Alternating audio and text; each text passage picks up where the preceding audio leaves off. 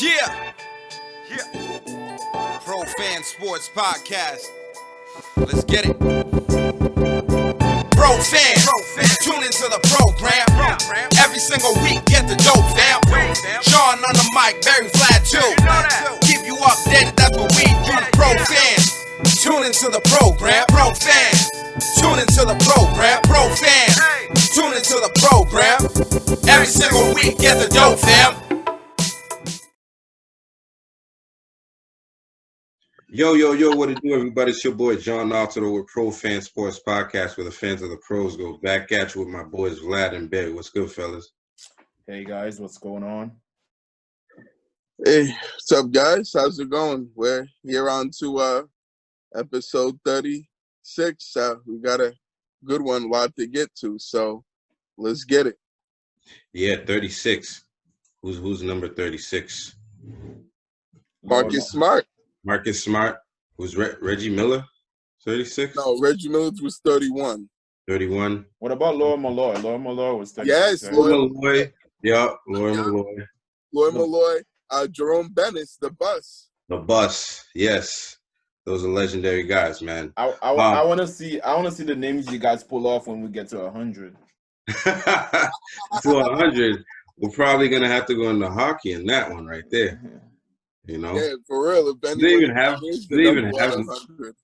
right? Do they even have numbers on 100s in hockey? I don't know anybody that has numbers. Nah, 100. I think the highest is 99 pretty much. I think that's pretty much when we're going to, have to end it. Yeah, I don't think there's anybody higher than that. So, but right. yeah, that'd be pretty funny.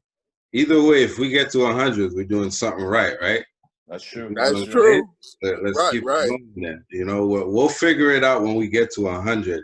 But if you're watching the video right now, please subscribe to the channel. Push the like button. The support is really appreciated, and it helps us grow as a podcast. And as always, we're on social media. You can follow us on Instagram at profans_sport. We're on Twitter.com/profansports, on Facebook.com/profansports. If you like to watch, as we're saying, please subscribe. We're on YouTube.com/profansports. As always, we drop every Tuesday morning, and our videos drop on YouTube every Wednesday, so be on the lookout for that. Today, we always, as always, we got the NFL, the NBA, the MLB, NHL, soccer, and so on and so forth. And with the NFL, we're going to be talking some Patriots, the last couple of weeks and what's been going on with them. Talk about the NBA. We got a lot going on in the NBA as far as the draft, as far as free agency opening and people getting signed left and right, and some news for the Red Sox. And then Vlad's gonna get us hip to the soccer. So let's get to it, man. So the Patriots. So we're now on Sunday. The Patriots played the Texans, right? And unfortunately, they lost. What was the score of that game? 20-27, right? Yep. Mm-hmm. Yeah. So they're now 4-6, and I can say, unless something happens catastrophic to the other teams in the AFC, we're probably done for the year, and we're not looking for playoffs, right? Nope. We're gonna win 10 games straight. We're gonna win 6 more games. We're gonna be 10-6, and we're gonna make it to the wild card game. Watch. You're calling that right now? Oh, damn, Vlad. Wow, that's a bold prediction. Damn, man, that's a reach. I like it, though. I like the optimism, but I don't see that happening. I'm just trying to be hard. I'm just wishing. That's my wish list, but I don't think that's gonna happen. I agree with you guys. I think the playoff chances are slim and very low. But we never know. But they're very slim right now. Right. Let's do this. I mean, the game, on Tuesday when you guys hear this, we actually just watched the game, so it just happened. Let me know, like, in your opinion, what did you see? Because we did lose a game Why do you think we lost the game? What did you see in the game? What could we have done to actually win this game? Well, it was actually an enjoyable game to watch as far as like the Patriots was making play on offense, which sometimes they don't look that exciting on offense, but this game was actually good. Cam Newton threw for 300 yards. Jameer Bird caught for 120 something yards. It was a good offensive game. It was exciting to watch Deshaun Jackson, but the defense couldn't stop Deshaun Jackson for anything. We couldn't get any pressure. Coverage wasn't great. It was just bad all over the place for the defense, to be honest. We couldn't get any pressure on Deshaun Jackson. He had Deshaun Watson. He had time to throw on almost every throw. He had more than 10 seconds to throw the ball. You know what I mean? And when he didn't have time, he made time. So we just couldn't get any pressure. We couldn't get any stop on offense, on defense. Yeah, Barry, what'd you see? Yeah, I mean, it felt like they just didn't execute as well as they should have, on both sides of the ball, offensively and defending, especially defensively. Thought the defense was trash today, particularly in the secondary. That's supposed to be the strong suit of the New England Patriots. Those guys in the back end, I felt like they didn't play, well at all, and they pretty much they got torched and cooked by Deshaun Watson and not only the receivers but the tight ends, those three tight ends that the Texans had today and that they played. They pretty much gave the Patriots fits and all sorts of trouble that they couldn't handle. Verdigly Atkins, that number 88, he pretty much was the guy that kept coming with key catch after key catch, and he was certainly the Patriots had no answer for him. And then the receivers got going. Will Fuller did his thing and had a really good game. Even Cobb made some catches as well as Cook. So and then Deshaun Watson once again picked us apart. We just can't really defend that him and haven't been able to find an answer as far as how to slow him down. And for the second straight year, he has proven that he's definitely we already knew he was one of the best quarterbacks in the league, but he showed why today, and why he's so tough to defend and stop. He was able to make plays with his legs and with his arm, and made timely throws when he needed to, and pretty much was picking us apart all game. And offensively for the Patriots, I felt like they played okay, but they just didn't play well enough. Thought that they didn't convert on some of those third down conversions and some of those drives where they needed to convert. They weren't able to really run the football today against a team that struggled against the run. There were too many passes that were batted down at the line of scrimmage. J.J. Watt had 4 of them, which was crazy. I think a defensive lineman could have that many batted passes in one game.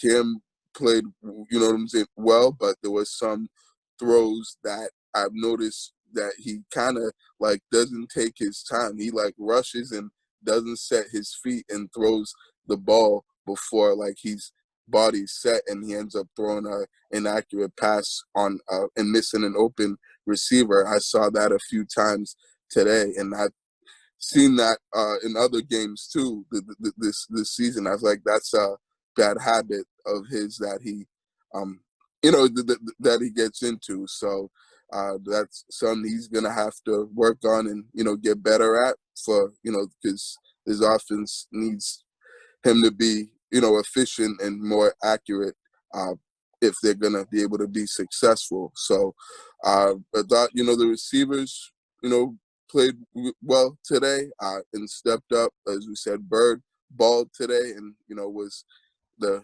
player of the game for them and did his thing. N'Keal Harry actually showed up today for once and made some catches and made some plays. It was about time, so at least he did something and contributed. Myers had a few catches, but he was kind of quiet. So I, thought offensively they, could have, definitely been better, and they needed to be better in order to beat a Houston Texans team that has, a quarterback like Deshaun Watson. This was a game they're going to need to score points, and they didn't score enough points to win. And that's pretty much, I think, why they lost this game. Yeah. I mean, I agree with what you said there with the offensive struggle with the running game, man. We just couldn't get anything going at all, man. Every time Damian Harris was on there, I don't think he got any runs like past 5 yards this game, and it's something we haven't seen in the last 3 games that he's played. And I think he got like 100 yards in 2 of those games. So, he's been able to do well in this week. I think we all thought that, Texans were like the worst running defense in the league. And one of the worst, right? They are. They did really well. Terrible against the run. They did really well to set the edge on us, every time we tried to take it on the outside, and, they had guys to plug in the middle, defensively, it's like we got a few guys back. We got Bentley back. We got Gilmore back, and it seemed like we played worse than we did last week. You know what I'm saying? Which, right. I'm baffled by that because, like, Will Fuller was killing us out there, and then their tight ends was killing us out there. Having Duggar out there, who's done a good job the last couple of weeks, but their tight ends was able to take advantage of him being out there, and we just couldn't do anything to stop that. I saw a lot of Houston in 3 and 7, 3 and 8, even 3 and 10, and they're converting those third downs, which is like really bad because we got to get off the field and give Cam a chance, man. And you're absolutely right. I think the commentator said it on the broadcast when he talked about Cam Newton being 6'5" and getting all these balls batted down. I mean, it's been happening all year. I'm just right, that's what I'm saying. Ridiculous.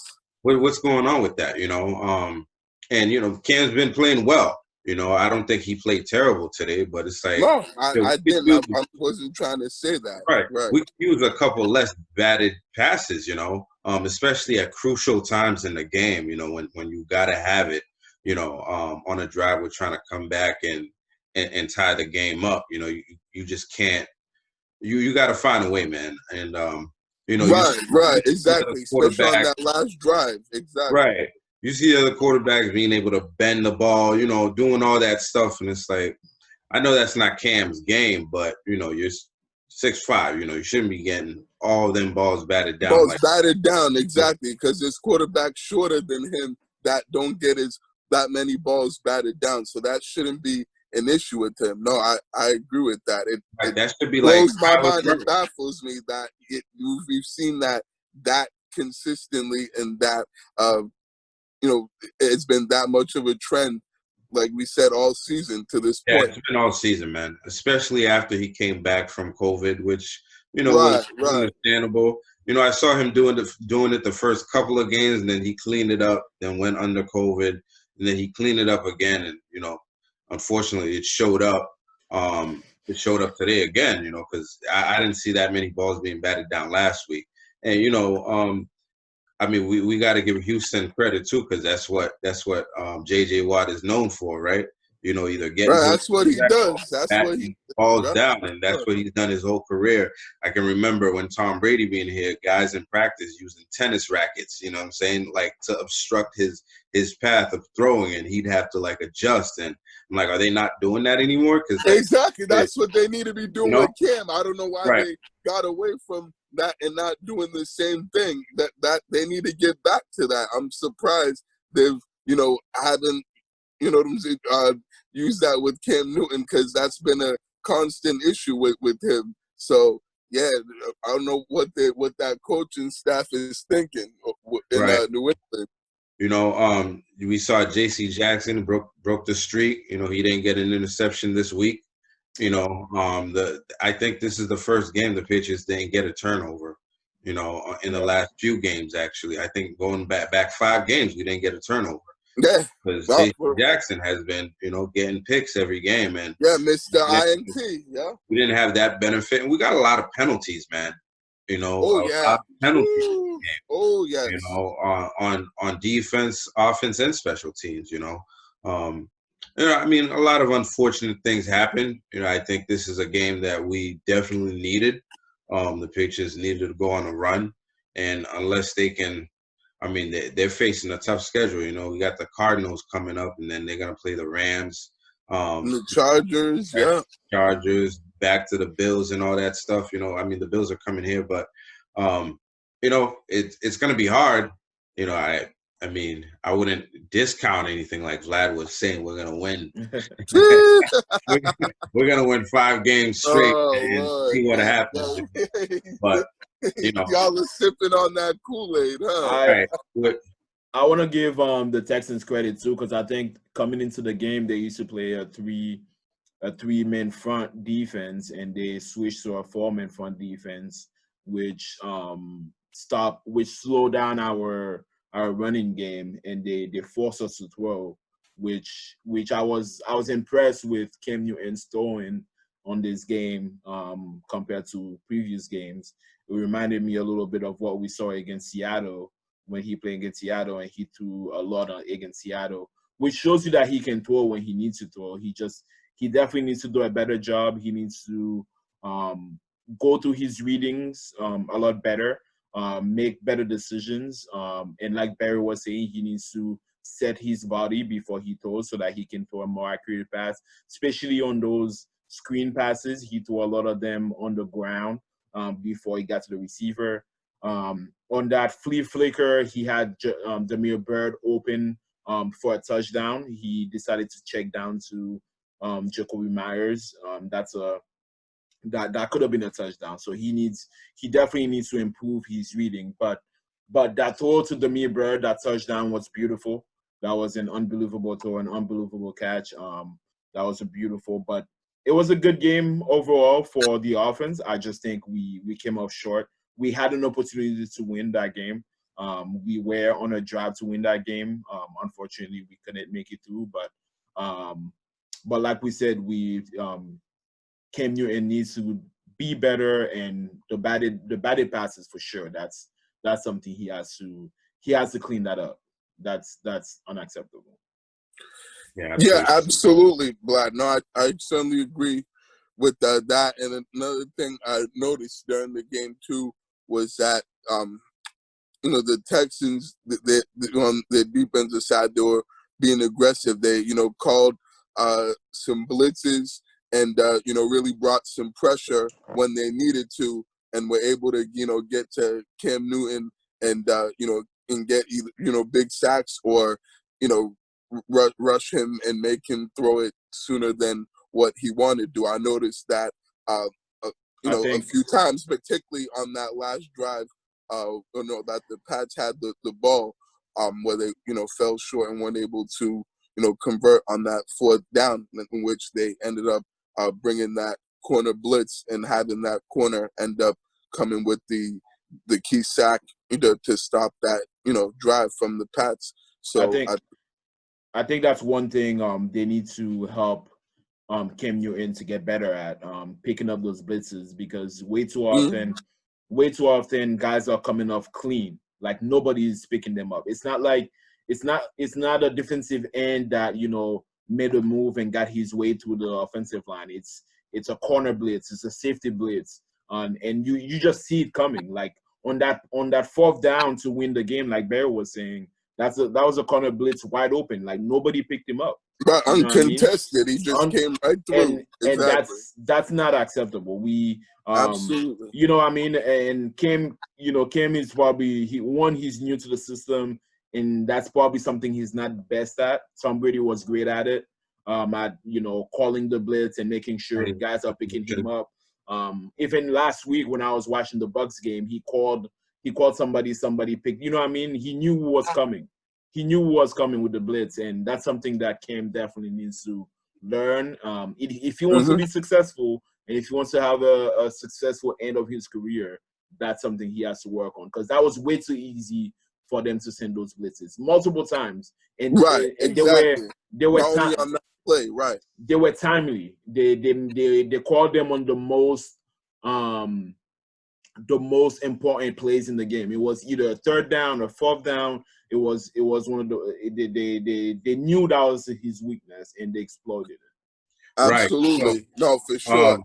So I mean, with the record being 4-6, you guys think that the Patriots should be trying to position themselves to go for a run, or should they be trying to position themselves for the draft? Because I know that's a big question around, I mean, now that there's still chances, right? But the chances are like very, very, very slim. Yeah, but the way my team, the way a New England team runs is you play the games, you win the games.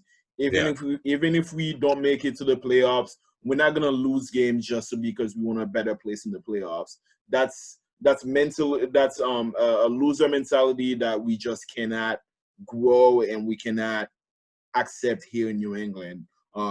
Even if we finish 8-8 and we don't make the playoffs, we win. We play to win.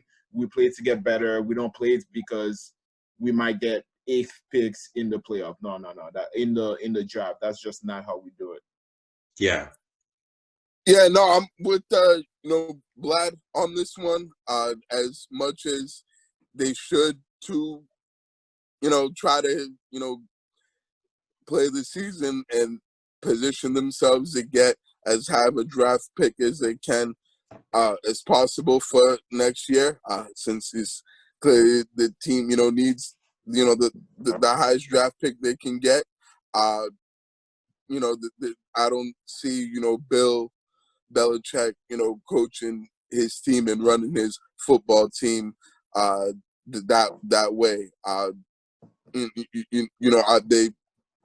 don't think they're gonna make the playoffs now with this loss being at 4-6, and with all the tough games that we previously just said that they have coming up in the next few weeks.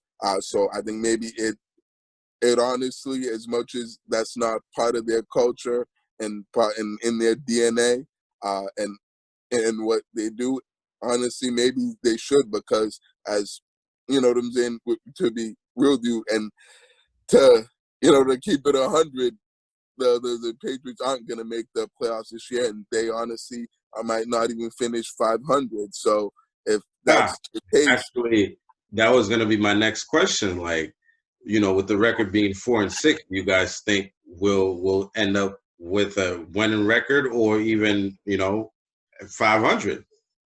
I think we go into games to win. That's what it's gonna be. That's what it should be. No matter what the record end up being, we go in and we try to win. I feel as though once you start losing games just because you want you're installing a culture of losing, it's a bad mentality. And I think if you look at teams like the Cleveland Browns, the Lions, teams like that, even when they get good players, that loser mentality never leaves them. Right. And it takes a while to get I don't care what the record is at the end of the year, as long as we go into every single game trying to win it. I mean, I wouldn't disagree with that at all. I don't think Barry's going to disagree with that either. But But definitely, it sounded like Barry wanted them to get a better draft pick. I Yeah, mean, I do, because I realize and understand that this team's not gonna make the playoffs. Like, this is not sunshine.com and sunshine day. Like, I'm trying to keep it real here. Like, I get the team should play to win football games, but the bottom line is this team is not winning football games and isn't good enough to beat the competition that they're playing and that they're going to play. So if that's the case, why not? And they're pretty much rebuilding and playing for the future and not playing for a playoff spot now with already 6 losses. And as tough as the AFC is right now, with all the teams that have over 500 records, and particularly with losing today to a team that they should have won, to me, I'm coming into the, getting to the point and coming to the realization that, they honestly should be, playing for a higher draft pick, even though that's probably not what they're going to do. But it might honestly be smart to go that route, because if you're not going to make the playoffs, you might as well put yourself in a position where you can get the highest draft pick possible and get the best player and the best talent you can get, because this team is lacking of talent and needs as much, talent, particularly young talent, to bring in and to fill a need that they need to address, because they need a lot of them. So, and that's the way that's how it starts with the draft. So, playing for the playoffs, it's like it's something that's not, I feel like, attainable at this point with this football team, as much as I like to say this, but I'm just trying to be realistic at the same time. And I think that's where the team is at right now at this point. They're just they're not a playoff team. Like, That's where we're just gonna disagree. I think you don't ever go in to just lose the games. I know we're not gonna make the playoffs, but we don't play to lose. We play to try to win. If we play to get better.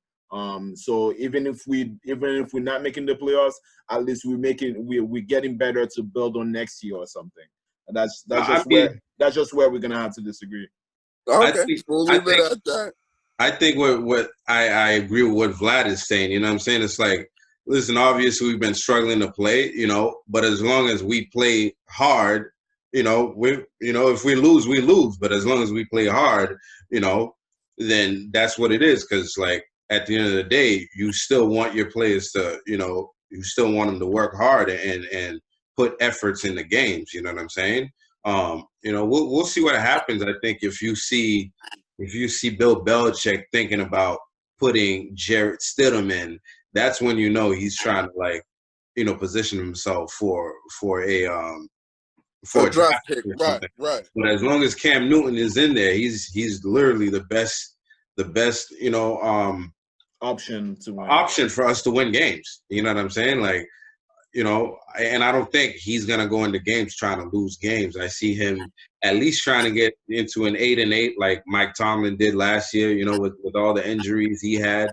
Ben Roethlisberger not there.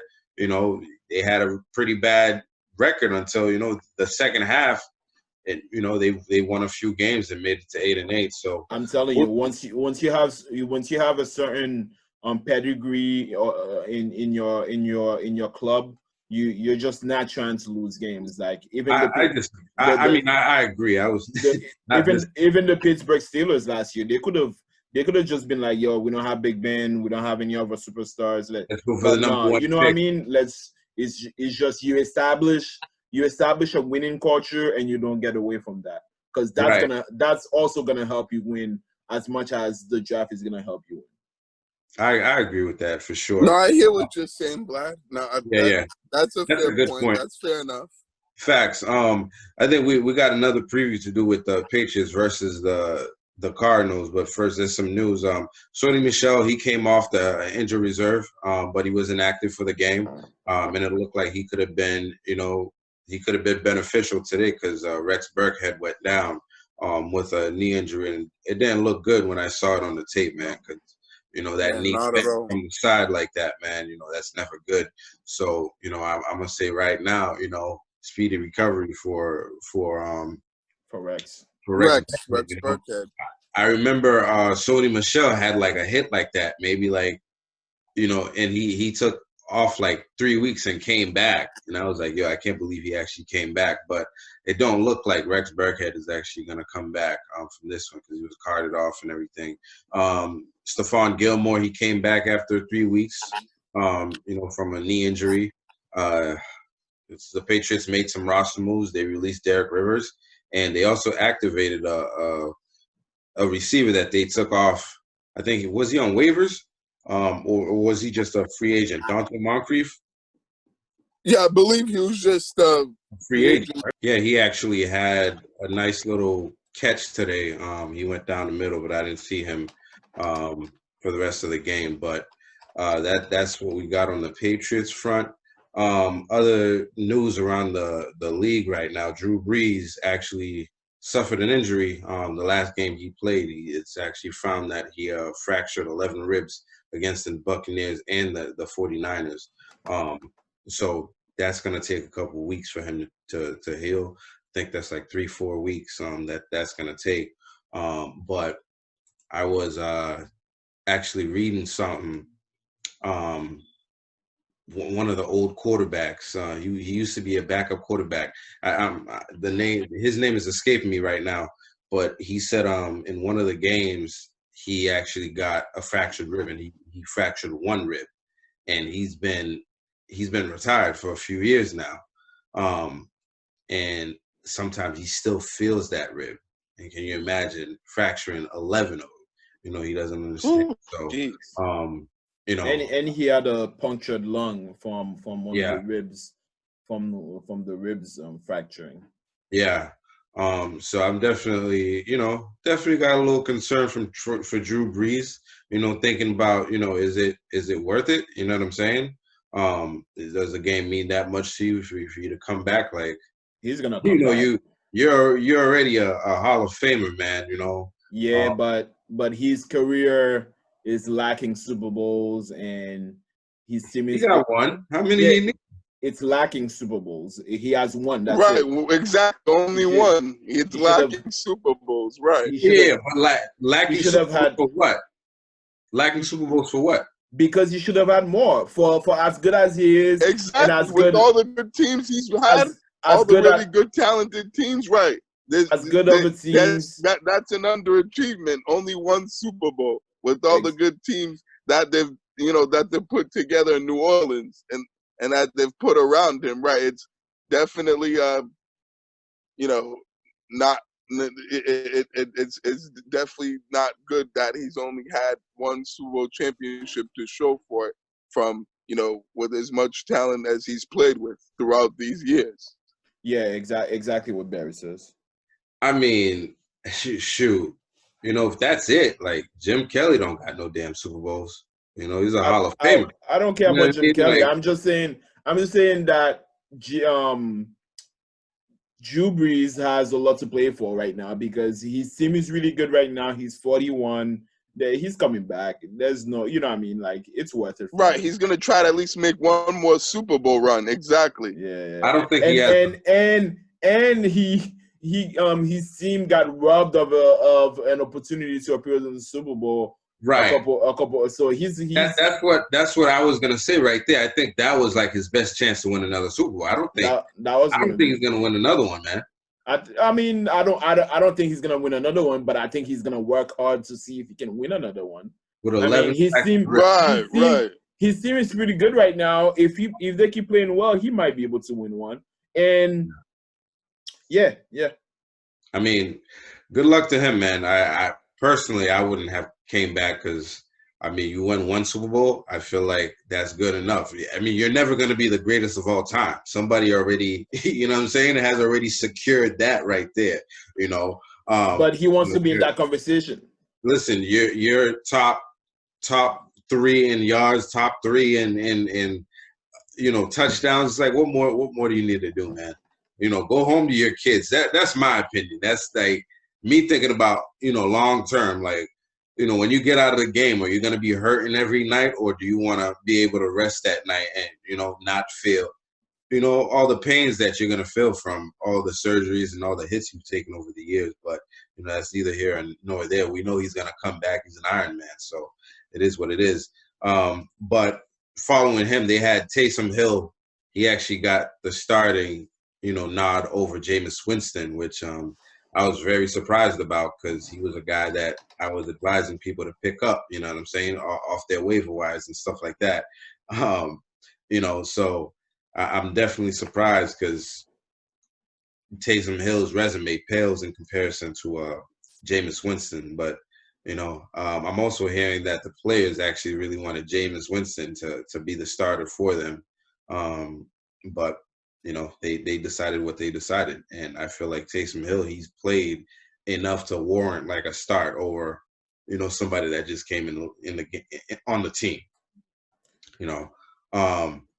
Yeah, I had no issues with Taysom Hill starting. I think Taysom Hill is a more versatile player than Jameis Winston. He gives you the option to do so many things on offense.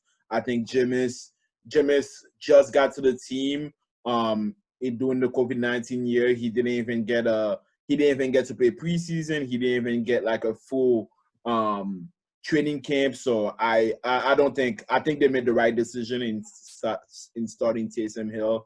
He actually won them the game 24-9. He had 233 yards and he ran for 2 touchdowns as well. So I think they made the right decision. I'm with that. I think certainly Taysom Hill is more deserving opportunity as long as he's been with the team and he's waited for this chance to be able to be a starter and start for the Saints. I mean last year they gave that opportunity to Teddy Bridgewater. Him was able to go 5-0 and win all 5 of the games that he played with the Saints. I think Taysom Hill, as long as he's been there and having more knowledge of the offense and the playbook, and and being able to and I think Sean Payton feels more comfortable with him and probably trust him more than Jameis Winston to be the starter and to give the team the best chance to win and be have the most successful offense. So I think that they could have gone with Jameis Winston and he could have been the starter, but I think Taysom Hill certainly should be the guy that gets the opportunity to be able showcase himself and to the Saints and to the league and see if he's really worth a starting quarterback or if he's just a gadget player that they've used him all these years he's been with the team. Yeah, the Las Vegas Raiders, they had another COVID outbreak, COVID-19, so that's something that the league will have to monitor. And I don't know what's going on with these guys, but that stuff keeps happening over there. So I don't know. Defensive end Cleveland Farrell tested positive. 9 players, other defensive players, were put in the COVID-19 injury reserve list, I guess. So they got a lot of issues going on right now. As of Saturday, they had no new COVID-19 positive tests, so some of these players will be available for Sunday's matchup against division rivals versus the Chiefs. So, it's kind of like their Super Bowl. So I'm sure a lot of them are going to be playing right now. But you know what? Let's get into the previews for the Cardinals, right? We play the Cardinals. We got NBA coming up, so we got a lot going on in the NBA. So let's go through real quick. We're going to be facing Kyler Murray, Larry Fitzgerald, and DeAndre Hopkins, the GOAT receiver right now. What do you guys key to the game, and how do you guys think the Patriots can come out of the game with a win? Right now they're 6-4, and they look pretty good.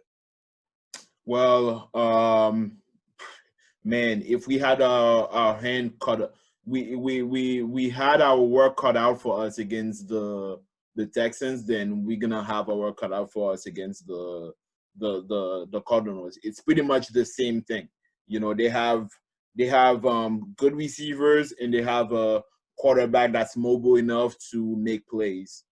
So that's they're gonna score a lot of points because they can score a lot of points. And in order for us to win, we're gonna have to score a lot of points. So they may not have the same defense as the Texans. Maybe we can run a little more and maybe slow that game down. But it's definitely gonna be a tough game for us. I think Cam Newton is gonna have to play another mistake-free game for us to win. We're gonna have to put up a lot of points because, like I said, they have an offense where they can put up a lot of points. We're gonna have to slow down Kyler Murray, which is almost impossible to do, but we're gonna have to contain him in the pocket. Don't let him go outside and make extra runs. And also, we're gonna have to cover DeAndre Hopkins. We're gonna have to double that guy, and we're gonna have to double him with maybe J.C. Jackson and Devin McCourty, and then put Stephen Gilmore and Larry Fitzgerald. It's gonna be a tough game. Yeah, I certainly think that, you know, the Patriots are going to not be able to win this game. You know, like I said last week, you know, I just really don't see how they can be able to to win this game. If they do somehow pull this off, kind of like what Vlad said, they pretty much have to play a perfect game in all three phases for them to even have a chance to win. Yeah, no, absolutely, man. I agree with you. You know, they have to, you know, be able to, you know, cover really well. The secondary has to play like an elite secondary they're supposed to play, like, you know, which obviously they didn't do today, and that's concerning because if you can't cover the Texans receivers or the Jets receivers from a few weeks ago, what makes you think you're going to cover, you know, the receiver core from the best in the league and going against arguably the best receiver? So, I mean, they got their hands full there. They have to figure out a way to be able to, you know, get some kind of pressure on Kyler Murray and make him feel uncomfortable and sort of, you know, get into the backfield with him. So if, you know, they're gonna have to figure, you know, game plan and, you know, be aggressive with their play calling, because I mean they can't just sit back there and not be aggressive and let Kyler Murray have all day to throw, or else he's gonna pick them apart like Deshaun Watson just did this week, you know, like against the Patriots. And then offensively, they're gonna have to really run the football and, you know, have that, you know, ball control and time of possession, keep the ball away from Kyler Murray and the Arizona offense, keep them on the sideline and really control the pace, the game, and control the clock if they're gonna have any chance to win. I think that's how the Patriots are. If they do have any chance of winning this football game, that's how they're gonna need to do, and that's what their game plan should be. I still, despite of that, don't see them winning this game because, you know, Cam's gonna need to be perfect, and I don't think he's had a perfect game just yet. He's played, you know, well lately, but I certainly don't think the offense has enough to be able to keep with the Cardinals' offense, because the Cardinals, regardless of how well the Patriots play on defense, they are going to score and get in the end zone and put up points, and I just don't see the Patriots having enough offensively. I think we're definitely going to have to play basically exactly what you guys are saying, a flawless game to beat this team. Is it possible? I mean, it's always possible. You know, anything's possible. But, you know, it's going to be hard. You know, they're one of the best offensive teams in the league, right? You got DeAndre Hopkins out there catching everything, big catch radius. I don't know if nobody on our team can keep up with that guy, not even Stephon Gilmore. So yeah, you're gonna have to double that guy no matter what. Yeah, you're gonna have to double him everywhere. You know, we just don't have the bodies for it. You know, I don't know who's gonna play him. You know, whether it's J.C. Jackson or Stephon Gilmore. I feel like I think you put J.C. Jackson on him and Devin McCourty on top. I feel like J.C. Jackson's been getting beat all season. You know, that's why you put McCourty on top. You put one guy underneath him and one guy on top, so that if he gets beat, just McCourty got him. If they throw the pass short, then J.C. Jackson got it. Yeah, that's what you gotta do. No, that's for sure. Then you put Gilmore on Larry Fitzgerald. I'd be damned if I'm the reigning defensive player of the year going against Larry Fitzgerald, man. Hey, Larry Fitzgerald is still out there making plays, man. Don't get it twisted. But you know, if I'm that guy, I want Hopkins. Yeah, but even Stephon, he's been getting abused by Hopkins the last few times he's played him too. Exactly, and I think you play for the Patriots where the game plan changes every week, and we do what's best to win. We don't do what is cool or what we should like. Just because you're the defensive player of the year doesn't mean I'm gonna put you in a situation where we're gonna lose. Why would I do that to myself? That's a fact, man.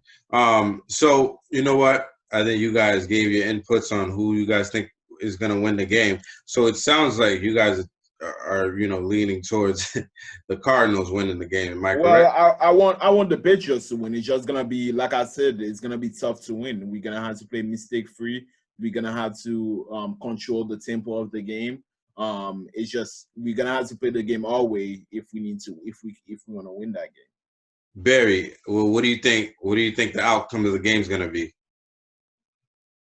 Yeah, I think as much as I'd like to see the Patriots win, I think the Cardinals are gonna win this game, and I actually have disagree with you guys. I think you put Gilmore on D-Hop on Hopkins, and then have J.C. Jackson on Larry Fitzgerald. So I think that's the matchup I would rather see, and would work out better for the Patriots. But I certainly think that the Cardinals should win this game if they play the way they're capable of and play the way that they're playing. I'm not saying that they're not beatable and the Patriots have no shot to win this game, but the Cardinals should be able to come out on top, in this game, and are clearly the better team.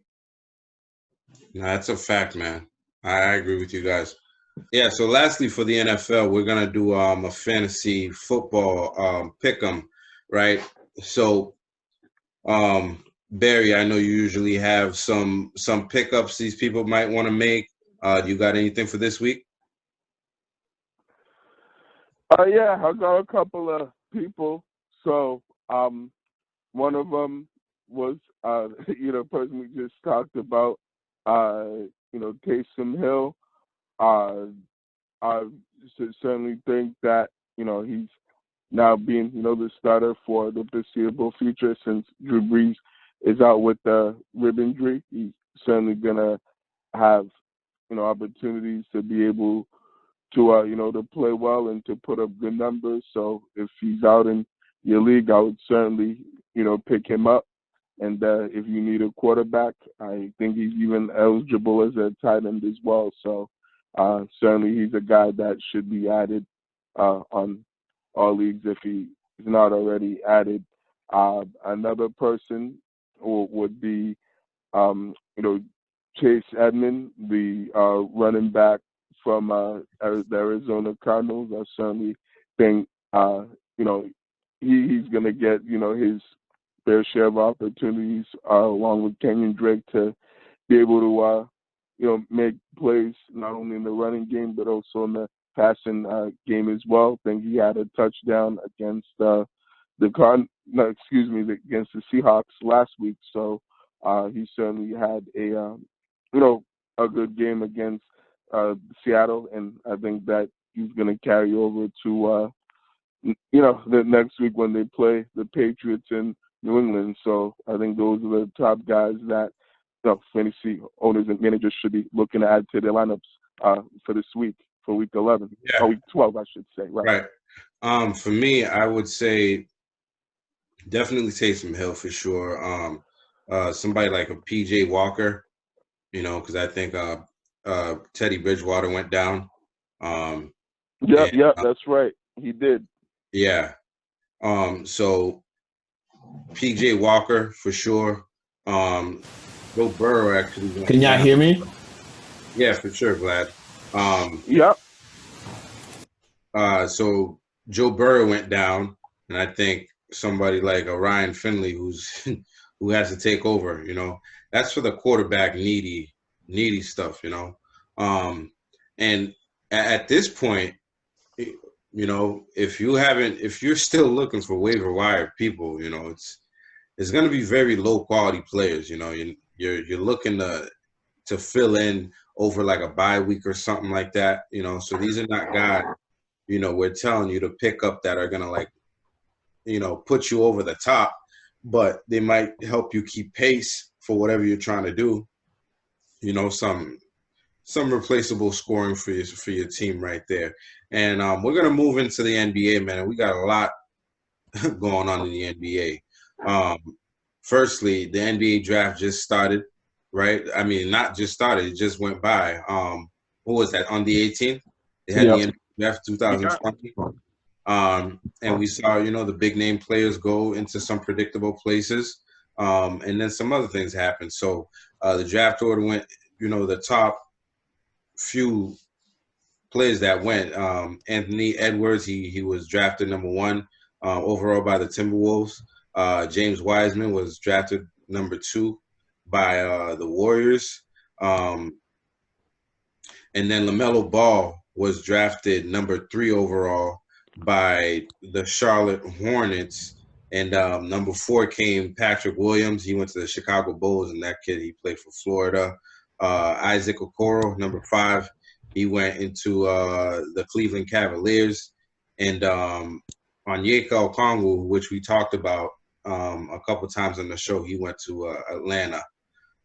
So those are some of the notable players that went in the draft. Did you guys watch the draft, and what did you think about it?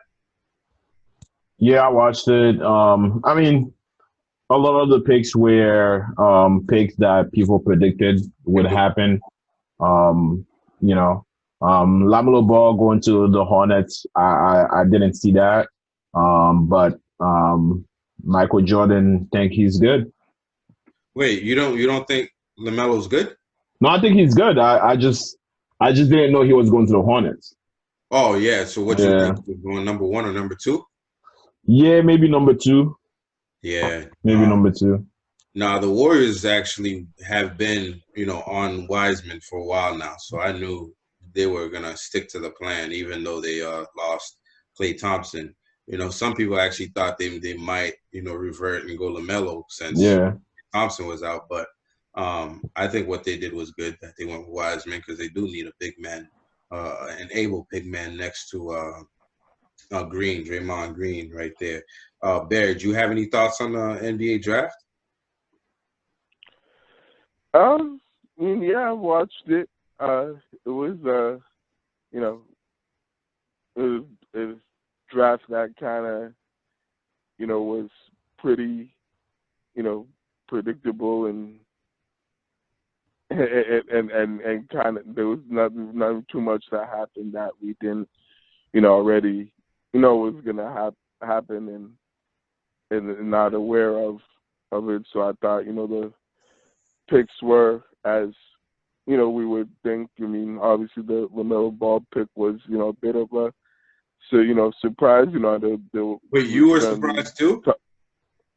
Well, because people thought, as well as myself, that he was going to go number 1, to the Timberwolves, that they were going to draft, LaMelo and have him team up with, D'Angelo Russell and Karl Anthony Towns. I figured that they would, the Timberwolves would choose him number 1 over the, Anthony Edwards that ended up going number 1 to the Timberwolves.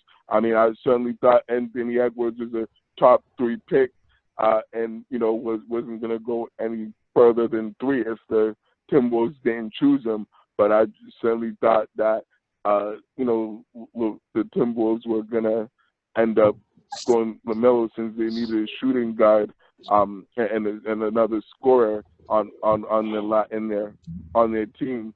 Even though, I mean, I know Anthony Edwards is a scorer, but I thought that they would look to add LaMelo over Edwards, but that didn't happen. So yeah, I was a little bit surprised, but not too surprised because I knew it was going to be either one of those 2 guys. I was going to go number 1. But as far as the rest of the picks, they kind of went as we all figured they were going to go. So, I mean, it was a nice draft in terms of seeing the emotion of those guys when they did get drafted and seeing them with their, friends and families and how emotional they got and how much, it really meant to them and when it hit them that they were going to get drafted and head to the league and that their, childhood dream of getting to the NBA finally came true. So I thought that was pretty cool to see that and how much it really meant to those guys and how and what their reaction was in that moment. Yeah, facts, man. I always like to see the draft and the reactions these guys have. Some of the guys, well, one guy that was actually crying, because he made it, you know what I'm saying? Yeah, there was a few of them that yeah. But one guy I saw was Cole Anthony.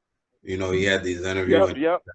He was crying on there, and I'm like, man, what are you crying about, bro? Like, your family's been rich, you know what I'm saying? Like, I feel like a lot of these guys cry because, it's pretty much like hitting the lottery when you get drafted, kind of high and stuff like that. So, but I get it though. He's worked hard this whole time for his career. His dad was a basketball player, and now he wants to be one too. So I can see he probably put a lot of pressure on himself. But when he was crying, I was just like, man, I was taken back by that. But people cry because like you said, they put in the hard work. Right. What I mean, people cry when they graduate high school, when they graduate college, just because. Not because you're crying because you're becoming rich or anything like that, but all the hard work, it's all paying off. Whenever you work hard for something, you get emotional, Yeah, no, I'm just not that emotional. So I'm like, man, shut up, But I mean, I knew. Damn, John, that's crazy. That was your reaction. Yeah, that really was my reaction. I'm like, man, come on, dog. But I knew Anthony Edwards was going to go number 1. I mean, the guy's being compared to Dwayne Wade, you know what I'm saying? And also the Timberwolves, like they have D'Angelo Russell, so I didn't think they were going to go another guard because they do want D'Angelo Russell to run that right there. And they needed another scorer, now that Wiggins was traded to the Warriors. So I knew that was going to happen. I mean, LaMelo went to Charlotte, and, it's the best thing for them because he has star power, and nobody wants to go to Charlotte. You know what I'm saying? You got to start making noise somehow for, other free agents to, like, want to go somewhere. You know what I'm saying? You got to start establishing an environment or a culture over there. And he's probably, their most popular draft picks they've picked under Michael Jordan. So that's that, man. But, the Celtics got a couple picks. They picked 14th overall. Their first pick was Aaron Nesmith. And then their second pick, that 26th overall, was Peyton Pritchard. And then they drafted Desmond Bain at 30th overall and then traded him to the Grizzlies. And then, man, I like that name, Desmond Bain, dude. I'm like, that dude sounds mean. Maybe he should be I don't know. And then they drafted 47th overall, some guy that sounds like he's, from a Star Wars movie or The Mandalorian or something. Jan Madar. I mean, I think he's Greek, and I saw a lot of those flags going on when he got picked. I think they were partying back in his home country. Now that you know that we got some draft picks, I'm sure that you guys have done your homework, and looking at the Celtics team. What do you guys think about the draft picks that they made? I was hoping that we would draft a big man. And that's what but we drafted a shooter, which I think is needed as well. This shooter. This kid was the best shooter in the draft, and that's needed. We need somebody to be able to pull up and knock down shots without thinking. So hopefully this kid can play well and be able to contribute right away. Yeah, for sure. Barry, what would you see? Do you have a favorite draft pick? Like, what do you think? Yeah, I certainly am, glad in terms of, being disappointed that they didn't draft a big man, which was their biggest need on the roster. But certainly, the two top 2 draft picks in the, Aaron Naismith and Peyton Pritchard, they're solid picks, with, Naismith, they certainly got a sniper, and, someone that can be able to certainly, catch and shoot. He's really good at, catching and shooting as a spot-up shooter, and can also come off screen and shoot. That's exactly what we needed, was, more shooting to, add to the roster and add to the bench, in particular. So I think, he'll certainly be able to help and contribute.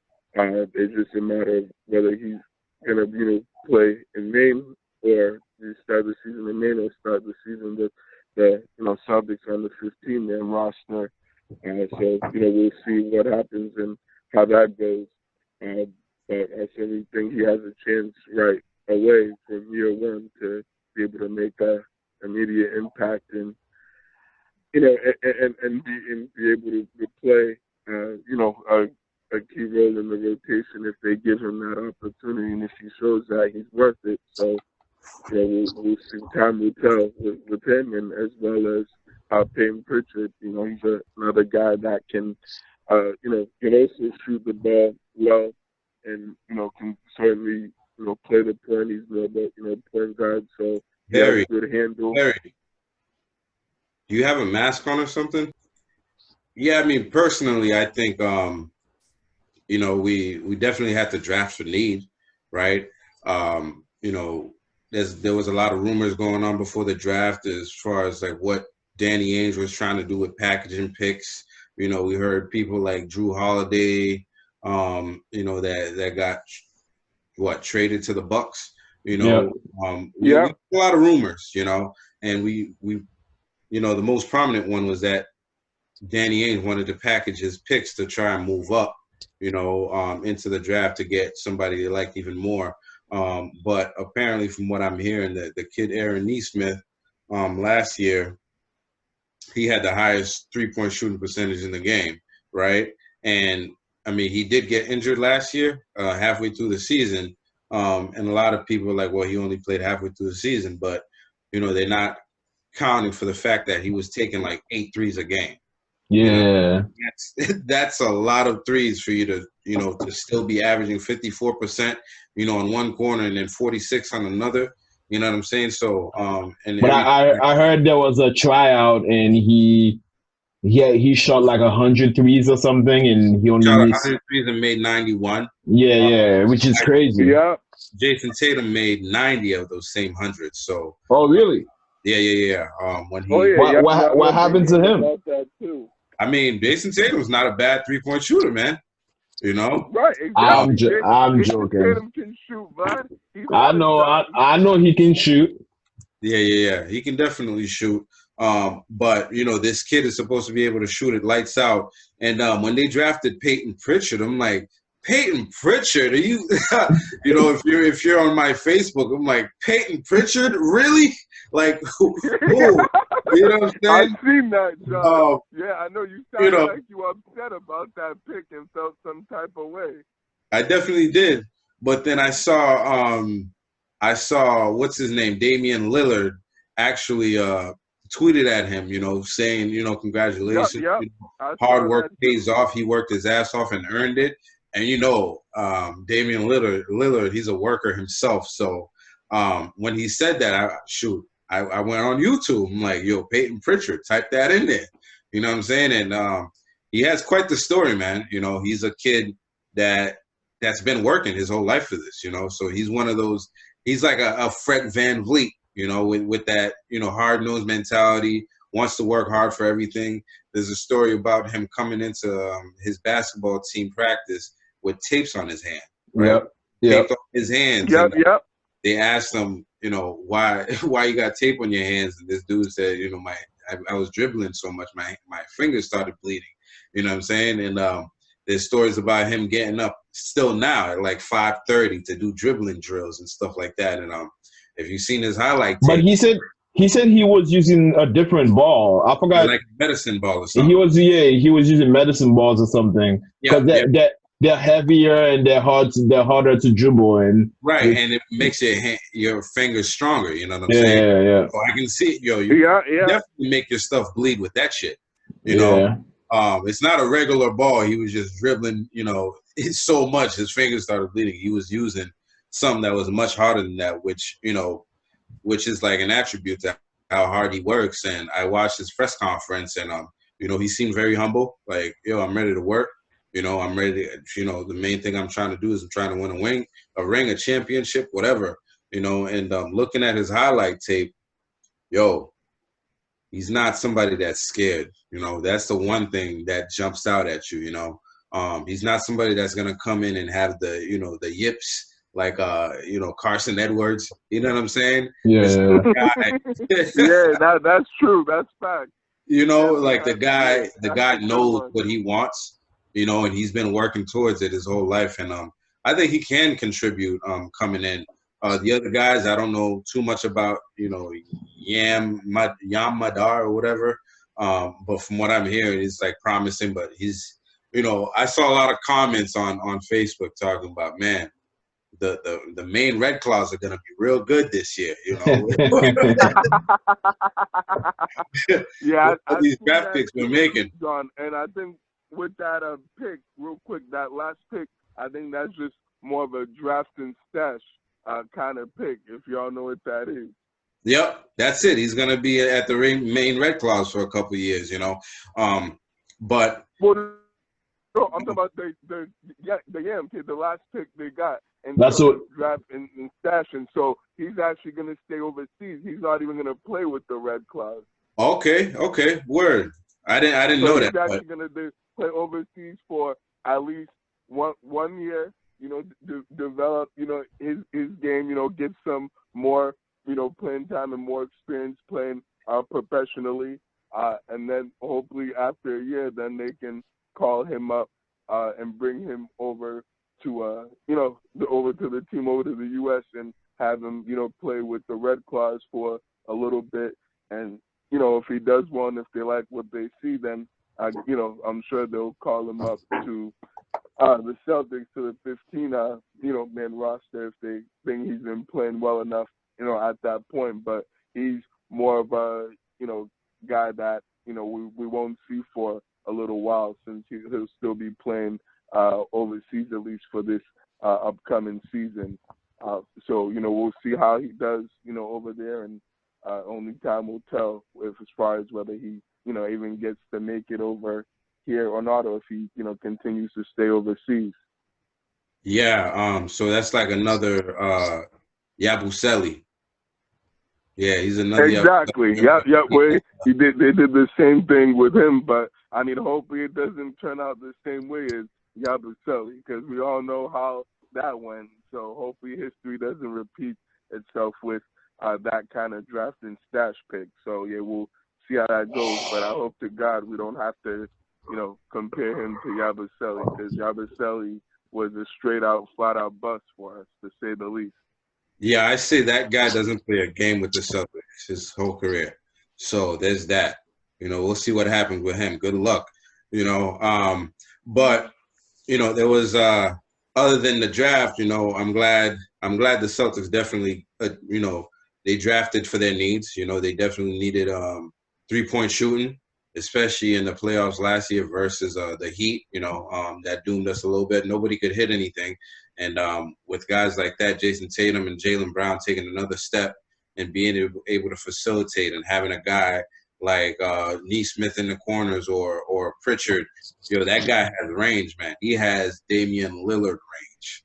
I don't know if you've seen it in his Pritchard or yes, Nesmith? Pritchard. Pritchard has Damian Lillard. Oh yeah, man, he can shoot. Oh yeah, now that dude can light it up from just about anywhere. Yeah, man. Now he's got a shot. He shot over 40% from three. So yeah, now man, I'm sure I'm not surprised that his range is is that extended. Yeah, there's no summer league, so how are those guys gonna get some playing time?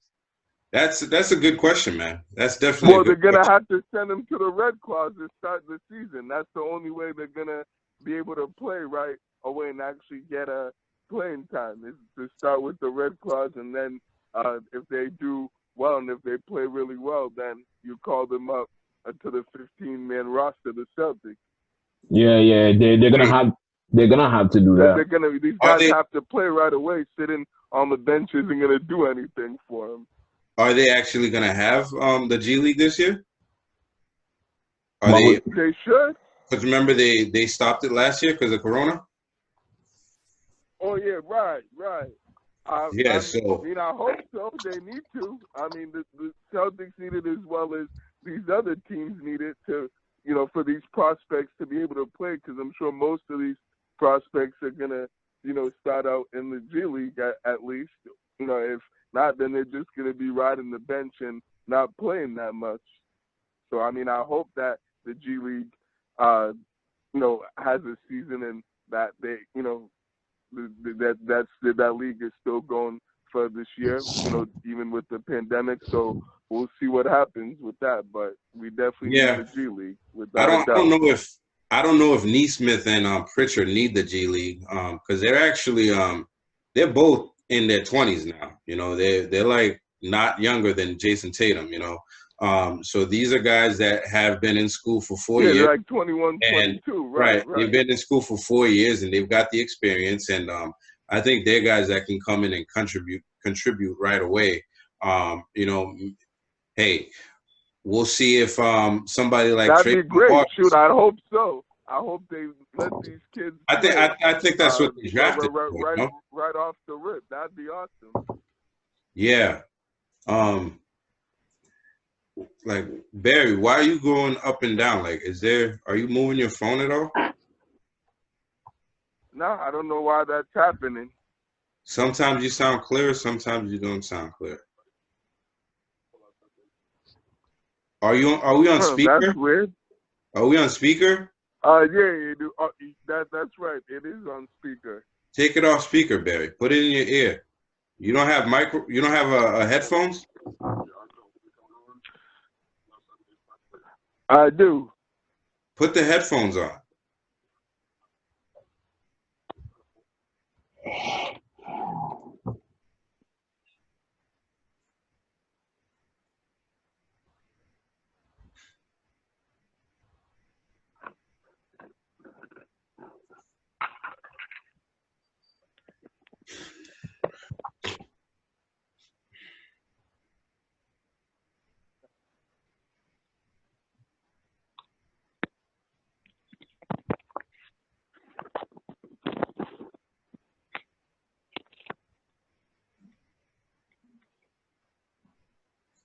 Hello? Yeah. Are you hearing me now? Much better. Can you make sure the mic is next to your mouth? All right, cool. Yeah, I got the headphones in. Yeah, make sure you keep your voice. I'm hearing you guys even better too. Make sure you keep your voice, like Make sure you articulate and so we can hear you. Okay, you weren't able to get that last part? No, I got it. It was just low. We need to make sure the audio is staying on the same level. Oh, okay. All right, cool. Sounds good.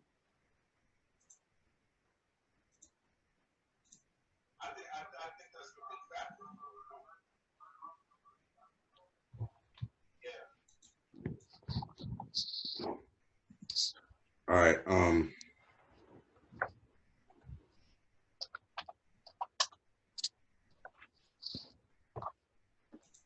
Other than the draft and what the Celtics got out of the draft, NBA free agency started, pretty much right away after that. And there's a lot of guys moving, man. It's the NBA. There's a lot of fireworks every offseason, because guys are changing teams. They change teams more than babies change diapers, man. It's crazy. So we saw Montero. I like that one, John.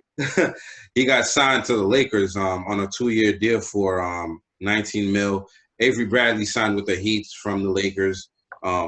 Dwight Howard signed with Philly for a year. Serge Ibaka signed a 2-year deal with the Clippers. Fred VanVleet stayed at home with Toronto.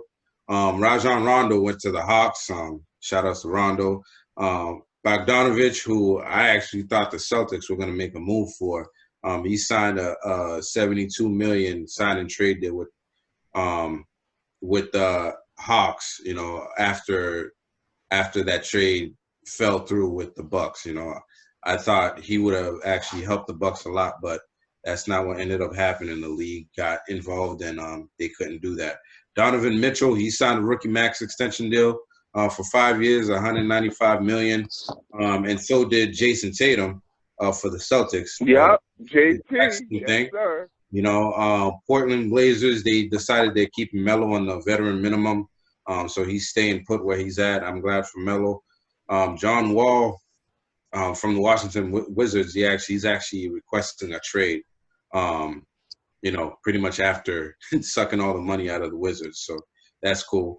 The Pelicans signed Steven Adams, and a lot of players had to go into that right there. So if you want to see what happens with Steven Adams, it's kind of crazy. And then another person is Trevor Ariza. I think he's been traded to like 4 teams this offseason alone. It's like, if I'm him, I'm not moving anywhere until the NBA season starts because I don't know where I'm going to end up at. You know what I'm saying? Right. For real. He's been involved in like every trade. It's kind of crazy, But I really wanted the Celtics with Steven Adams, but unfortunately he went to the Pelicans, which is actually going to be the Pelicans, man. I know. As for the Celtics, here's some moves for them. Veteran point guard Jeff Teague signed with the team for $3.6 million. He signed for a year. And then, something pretty much all the Celtics nation have been screaming that they've wanted is a big man. So we signed Tristan Thompson. He's been a name that's been mentioned with the Celtics for a few years now because everybody's wanted a big man, somebody that could fit Brad Stevens' system. And everybody thought he could do that. And we finally got him this year on a 2-year, $19 million deal. The biggest news of the week was pretty much Gordon Hayward, man. Gordon Hayward got a 4-year, $120 million deal, which we're going to talk about a little bit. What? Brad Wanamaker, who's our backup point guard, he signed with the Warriors on a 2-year deal for like $2.5 million. And Enos Kantor, he actually got signed. We extended a qualifying offer for him, and then we traded him for a three-way deal back to Portland where he played before he came here. So, that's exciting for him, and I think it's a good fit. And I like Enos Kanter and, wanted him to land in a place that could actually use him. And it seems like Portland Trailblazers used him pretty well the year prior. But I think the big thing is Gordon Hayward getting signed by the Hornets. Initially, we thought that he was going to opt out, sign a different contract with the Celtics, and we would be able to trade him to like a Indiana for like a Miles Turner or something like that. And in Al Horford fashion, he got a big contract with the Charlotte Hornets for 120 mil. And for him as a player, it's great for him because he has security, and he pretty much secured his last big contract that he's going to secure. Because like after this, I don't think he's gonna secure another $120 million contract. So he getting paid 30 again. Unless if Michael Jordan wants to give him another one, but I doubt that will happen. So no, I hear you, John. Yeah. A lot of Celtics fans, they're upset about it. How'd you guys feel about it, and what's your thought on it? Well, I think the upsetting part is that we didn't get anything back. I want to thank Gordon Hayward for these years here in Boston. What? Unfortunately, whoa! Excuse me? You said what? Say that again? What was that? He said he wants to thank Gordon Hayward, man. Vlad said that. Are we sure? Did we hear that correctly, John? Vlad actually thanked Gordon Hayward for his time in Boston? I want to hear the rest of this. All people, Vlad? Yo. Okay, go ahead. Continue, Vlad. Listen. Vlad might have had a Jeezy and Gucci moment, right?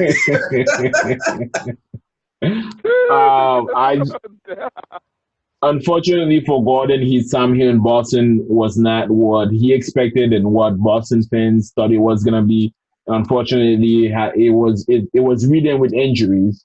I don't think it was his fault. I don't think it was Boston's fault. It was just unfortunate events after another. I do wish we had gotten something back for him. I do wish we had signed and trade him, but unfortunately, that's not what happened. So we're just gonna have to live with it.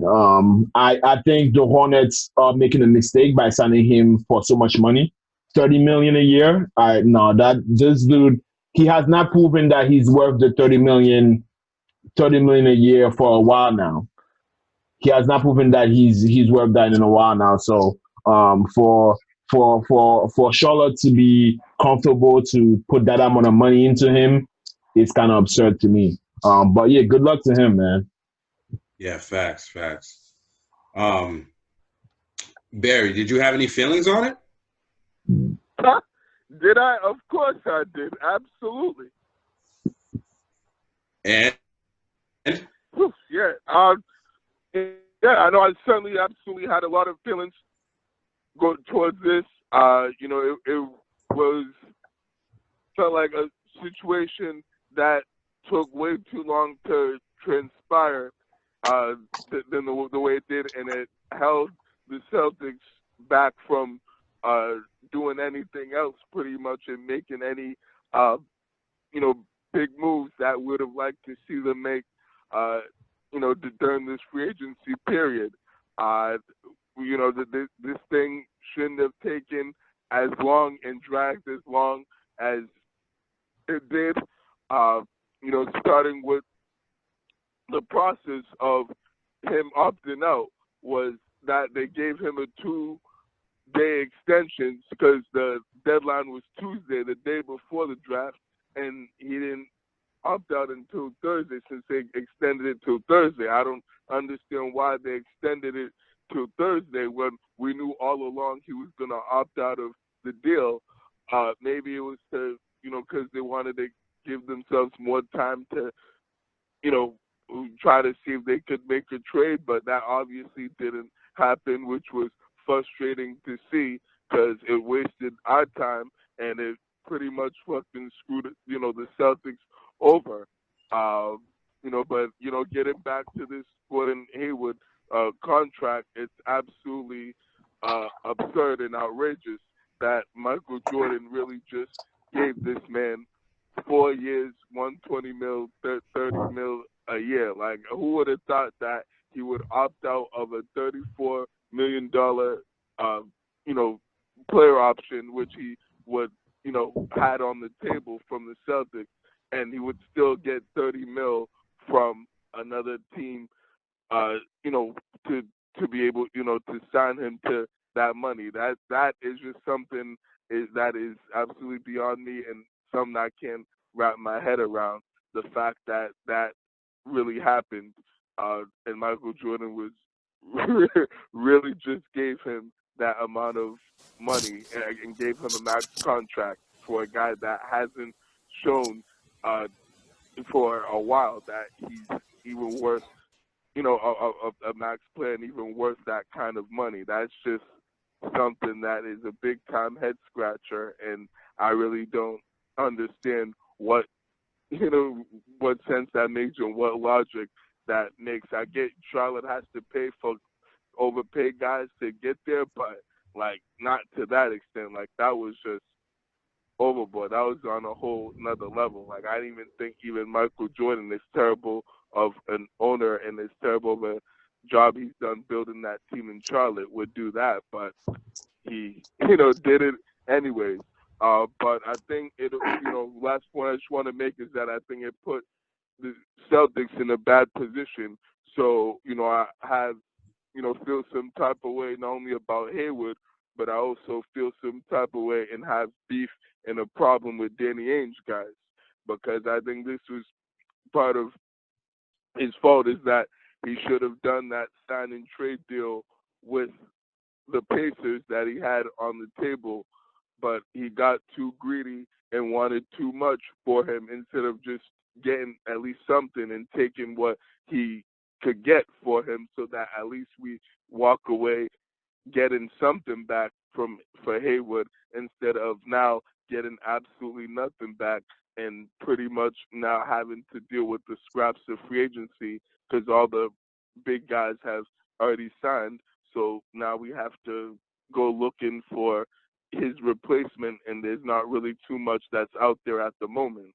So, and I think it goes to show that Danny Ainge is an overrated GM, and I've even come to terms that as long as he's the GM of the Celtics, I don't think we'll win a championship, because I don't know if he can, be able to pull off that magic he has before. Earlier in his tenure with the Celtics and build a championship team, because he just hasn't done that in the recent years, and has had his opportunities to do that, and he just has come up short every year after year, which is extremely frustrating. So it's a terrible thing that happened to the Celtics, and it pretty much screwed them over, and and set us back to having to settle for less in free agency. And luckily they're able to make a couple of moves, but I would have liked to see them do a lot more than they've done. And unfortunately this Gordon Hayward situation held us back and kept us from doing anything else. Yeah, I mean, I know a lot of people are upset, with Gordon Hayward leaving. Only thing I'm upset about is definitely Danny Ainge extending the deadline for this guy to decide he's going to opt out, right? Exactly. Like, why did he why are we giving this what? guy an extension? We already gave him till like the deadline anyway, when everybody else had figured it out.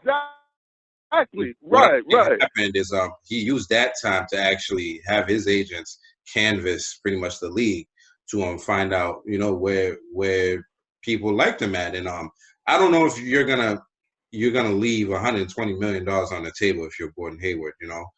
This, like I said, is possibly his last contract. I don't think it's that damaging for the Celtics, right? I mean, Really? Celtics have made the Eastern Conference Finals without him 2 out of 3 years he's been here. You know what I'm saying?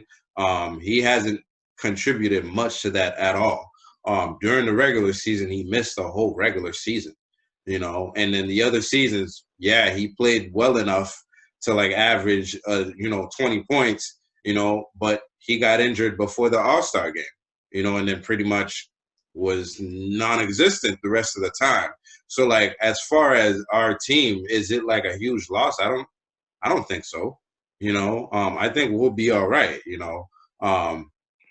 And I think we definitely got Jeff Teague. That's not gonna replace Jeff Teague. That's not gonna God, replace. don't get me started on Jeff Teague. Right. Oh, Listen, he's an upgrade to a Brad Wanamaker. You know, we can't that's forget. true, but that's not saying much because we know Brad Wanamaker is not that good. Yeah, I think you're looking at it with the glass half empty. You know, because he's definitely an upgrade over No, Brad Wanamaker. Over Like the guy was. I'm not saying he's not. I'm agree with you on that, but it's just Right. Like, And Teague has averaged 10 points. Better than that. Teague has averaged 10 points and 5 assists the last couple of years he's played. So I think we can use that coming off the bench. You know, a guy that he's a point guard in this league. He knows how to run a team. You know, he knows how to, keep possession of the ball. As we saw, Wanamaker had, a tendency to get a lot of turnovers. You know what I'm saying? And he's a guard that's had experience, he's definitely an upgrade. And, we can't forget that we still do have Kemba Walker. We have Kemba, we have Jalen, we don't know what's going to happen with Marcus Smart. They might want him coming off the bench and have a guy like a sharpshooter, like Neesmith coming in there. You know what I'm saying? Like, I don't think Marcus Smart should come off the bench. That's where right. He's played his best when he comes off the bench. Exactly. Right. Like I think, some guy like Neesmith can come in. He's a wing. He can come in and be a spot of shooter, for Jaylen Brown and Jason and Kemba Walker. So, and you got Tristan Thompson coming in as well, who's averaged a double-double, the last couple years he's played, and we haven't had a big average of double-double since Al Jefferson. Fucking Al Jefferson. No, I hear what you're saying, John. I hear what you're saying, but to me, it's still not a championship caliber roster, and that's what I want to see the Celtics compete for. Is not to make the Eastern Conference Finals every year and lose and fall short of the finals. I want to see them get to the finals and compete for championships. And the fact that because of this Gordon Hayward situation, I feel like it held us back and didn't give us enough time that we needed to build a championship caliber roster and to be able to, beat those teams in the East. Because I don't know if we can come out of the East next year. Because we should be playing to win now. I don't think we can't come out of the East next year. That's what I want to see, John. Frustration comes in. I don't think we can't come out of the East next year. I don't trust Milwaukee to do anything. I don't know if they can do that, John. I don't trust Milwaukee to do anything. I don't trust the Nets to go out there and just build a team. With KD coming back? Yeah, a team is more than just 80% of himself. Are you forgetting a team? Who KD I feel like Barry, you speak over people. But the team is not just KD and Kyrie, and we know those guys are they're injury prone. Nobody plays defense on that team, so I wouldn't just put them in the Eastern Conference, finals. They haven't been there yet. They have to prove that. And I mean, somebody like Miami's still there. I just don't trust the Bucks, but I think Philly's gonna be better. Philly's gonna be better. Miami's gonna be better. Is Philly gonna be better? Yes, I believe Philly's gonna be better. Yes, Philly's gonna be better. Miami is gonna be better. The Nets are gonna be better. Why will Philly be better? They have a better coach. Period. Exactly. I like that. Exactly. So we have our work cut out for us. We do, but I think we can definitely. I agree with Barry. I mean, Danny Ainge disappointed all of us. Yeah. Danny Ainge didn't do the move. You're damn right. Danny Ainge didn't do the move. Hold up. Danny Ainge didn't do the move he needed to do to put us in a situation to make us better. I don't know if we got better this year. Yeah, I mean, we got a big that shoe, and I'm happy about that. But I don't know if we got to the point where we say, hey, we might be able to make the finals. We need to make the finals. Exactly. We've been to the Eastern Conference way too many times without making the finals. No, I'm not saying I'm not disappointed. I'm saying, like, in terms of the Gordon Hayward loss, I don't think it was like a huge deal to our team. No, I don't care about Gordon. I don't care about Gordon Hayward. I just think what we have to do to get into the playoffs. You know, regardless of what happens, I just don't think like Gordon Hayward is like the end all be all. You know what I'm saying? That's what I'm saying. I'm not saying no. I hear you, John. I hear you, but I'm saying that whole situation took too much time. Absolutely. To the point where that's my point. That's what I'm Absolutely trying to say, John. It held. That's what I'm saying. It screwed us over and held us back. Not absolutely specifically the loss of Gordon Hayward, but the amount of time that whole situation transpired and took. You know, from the time which started where he, you know, they extended his, deadline for the player opt-out to when he actually left. Like, that should have been a much shorter and quicker process because we need to keep this, thing going, particularly in the shortened off-season where every day counts and every day matters. Like, that's what I'm saying. It put us in a bad position where we couldn't get the kind of guys that we needed to get to be able to build a championship caliber roster and come out of the finals in the East, because this team had a chance to be able to do that had they gotten the right guys and the right pieces. And I just don't know that they have the right guys to be able to do that. Like, they got a couple of nice players. I'm not saying these guys aren't good and they won't help and contribute. I just think they could have gotten better, but because of the Gordon Hayward situation and the length of time that it took, it kept him from doing that. I'm not mad that Gordon Hayward left. Shoot, I wanted him gone anyways. He was holding us back and not playing as well as he should have, and not really contributing and playing at the level that we all expected him to play and that we all needed him to play. But the fact that he just took forever for this thing to, end. That's the most frustrating and aggravating part that most Celtics fans like me are just straight pissed off about, with Danny Ainge and with Hayward. And that's why we all think that we got screwed over this offseason. Yeah, no, I hear you. I hear your take on that for sure. Mine was definitely on the Gordon Hayward part right there. But, we'll see. I don't like to say we always have next season, but, Miles Turner will be a free agent next year. So maybe we'll we'll send him. So we really got to wait until next year to pick him up. And I'm sure there's going to be a lot of a strong market and a lot of other teams that will be interested in him as well, and a team that overpays him. So, I mean, we'll see what happens. How that goes. Right. We'll see what happens. We'll see. You're right. Huh, man. Sure, man. But, I just wanted to definitely get on that topic with you guys. I say Celtics fans don't start panicking because Gordon Hayward's no longer here. And actually, they can still work a sign and trade deal with the Hornets because the Hornets are. I hope they do. They have better, John. Yeah. They have better. But even if they do a sign and trade deal, who the hell are they going to give us to do anything? They might send us Batum, who we're going to, to another team anyway. So it's like, listen, I mean, I hope they get back something, maybe some draft compensation, some money, something. But that out because the Hornets they paid a lot of money for Gordon, and I feel like sure did. It seems like a lot, but for the Hornets, it's like it's what they have to do because no free agent wants to go to Charlotte. You know what I'm saying? Like Gordon Hayward's probably their biggest free agent signing in a while. So it sucks that they picked a often injured player, but that's their team. So good luck to them. Terry Rozier is not a big problem. That's Michael Jordan's problem. Terry Rozier? Come on. Man. I'm joking. Okay. All right. This guy, he got the jokes. But let's move on here.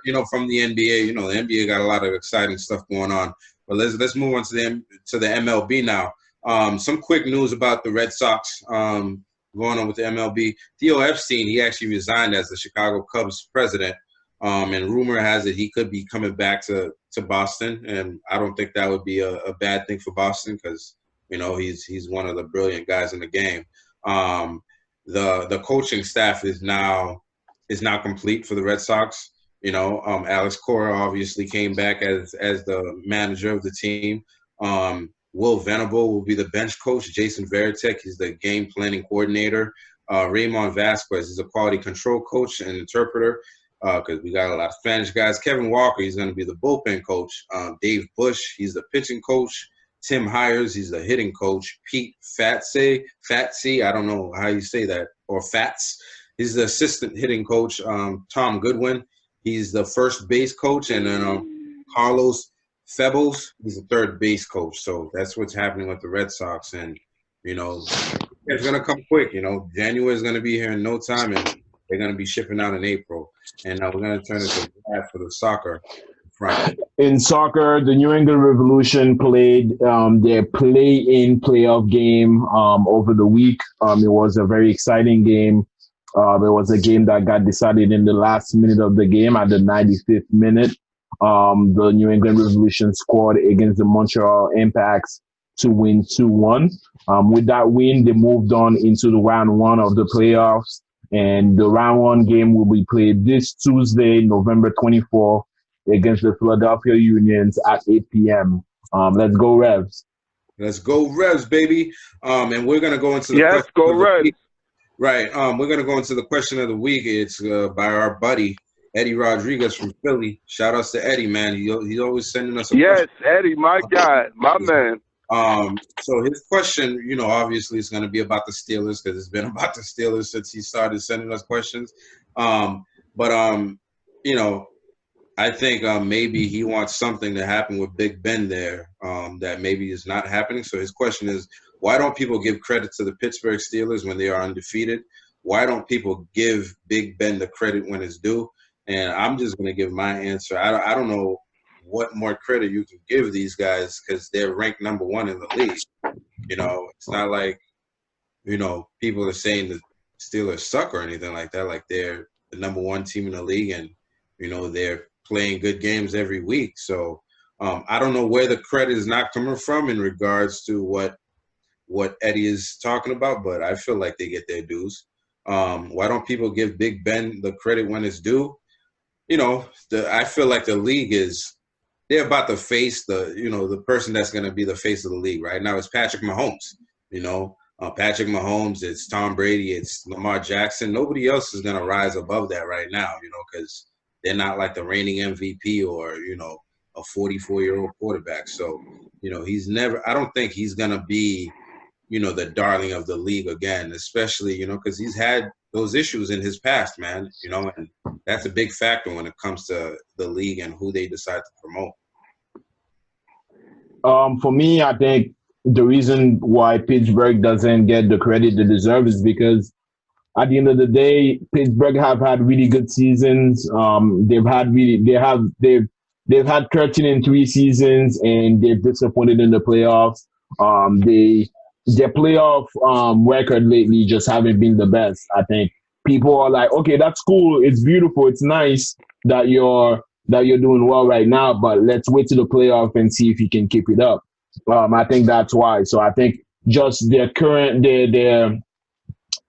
just haven't been that great in the playoffs lately. And as far as Big Ben, I think the issues of the past, obviously, I think he still makes some mistakes during the games. And he's Big Ben. He's not this new quarterback that we've never seen before. So I think he deserves credit, but it's just there are other guys that are playing better than him right now. His team is winning. That's great, but he hasn't played the most spectacular football that I'm in awe of what he's doing right now. Yeah. Gary? Yeah, I was just gonna say that as far as the, you know, Steelers getting more credit, I don't know. I feel like they have been, you know, getting, you know, their fair amount of credit that they've should be able to get at this point of the season, particularly, you know, since obviously they're undefeated, but I think, you know, that, since they haven't, had gotten deep into, made deep runs and gotten deep into the season recently. Barry, you good? Yeah, I'm good. Because hello? No, it seemed like you didn't know what you were saying, man. No, I'm good.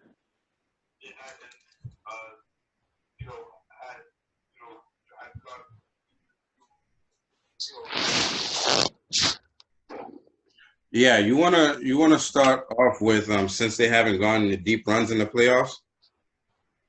Yeah, that's what I was saying. Okay, go now.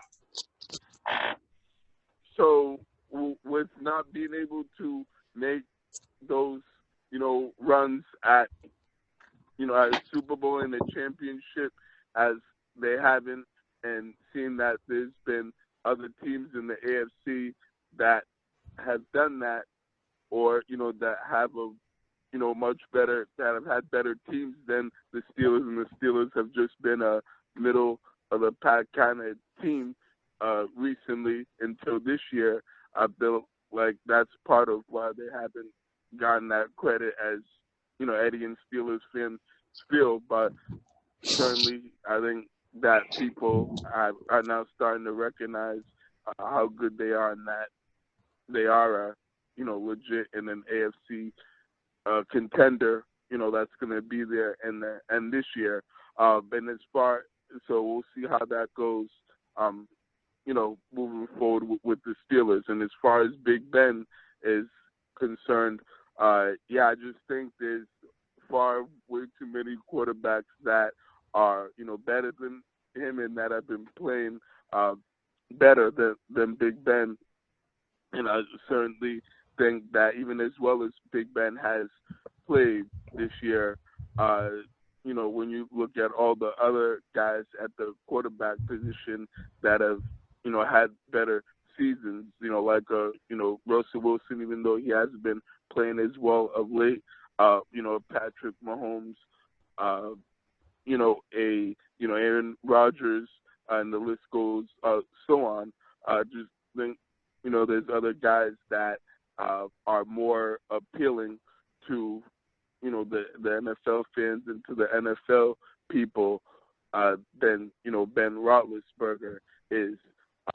And I think, the fact that he's, gotten injured the last few years and hasn't played that much, and hasn't played a full season, to this point in the last few years is something that is also plays into a factor of him not getting the credit. But certainly this year, he's had a really good year and has proven us wrong that he, is, one of the top quarterbacks in the league, because I didn't think he would get back into, playing on that level, but he certainly has. So, we'll see how the rest of the season goes for the Pittsburgh Steelers, and if they do able to play the same way they've been playing in the regular season into the playoffs, because that doesn't always translate, regular season success into postseason success. So we'll see how it goes for that team, for the rest of the season as they look to, make a playoff push. Yeah, for sure, man. And that's gonna be it right now for episode 36, man. Oh, we do have a B-Money Person Lifestyle of the Week. I'll just give it to you real quick, John. Sorry to interrupt you. So the B-Money Person of the Week is, Russell Westbrook. I know I've already chosen him before, but he pretty much they had a food drive in LA, which he and his foundation, the Why Not Foundation, they donated and gave food to a bunch of families that were in need of, during this tough time that we're going through due to the pandemic, they were able to donate a bunch of meals to hundreds of people in the LA area, since Westbrook is from that area. So I think he's done this for like the 8th straight year. This was in the 8th annual event that he does. So it was pretty awesome that he was able to still do it, even with the COVID pandemic going on. So I definitely just wanted to give a quick shout out to Russell Westbrook and commend him for doing that event, despite of the circumstances that are going on in the country. So congrats to Russell Westbrook on being this week's B Money Lifestyle of the Week. That's that B Money Lifestyle, and I want to wish all our listeners and fans and you guys a happy Thanksgiving as well. Yeah, facts, man. If we're gonna give that to Russell Westbrook, we got to give that to Jaylen Brown too, because he's doing the same thing in his hometown. He partnered up with Stop and Shop to do that, and then there's guys in my neighborhood too. Everybody Got to Eat. It's a platform out here. They actually had like a barbecue thing where people can come through and get food in the neighborhood. They had a lot of turkeys, a lot of food there, man. So shout out to Everybody Got to Eat. And you know what? That's gonna be it for. Wow, that's what's up. That's dope. Yeah. That they're doing that. No, that Jaylen Brown as well as your people, John. So thanks for mentioning that and letting me know that's what's up. That they're great people doing great things and giving back to the community and those in need. So that's definitely awesome to see that people are still out there doing their thing and helping out the community and those who need it. Yeah, thank you, Barry. It's going to be it for episode 36, man. This has been Pro Fan Sports, where the fans of the pros go. And as always, please subscribe to the channel. Subscribe. Vlad works hard on these videos. Yes. Next week, all right? All right, happy Thanksgiving, everybody. Happy Thanksgiving. Yeah, happy Thanksgiving, everyone. Enjoy your holiday.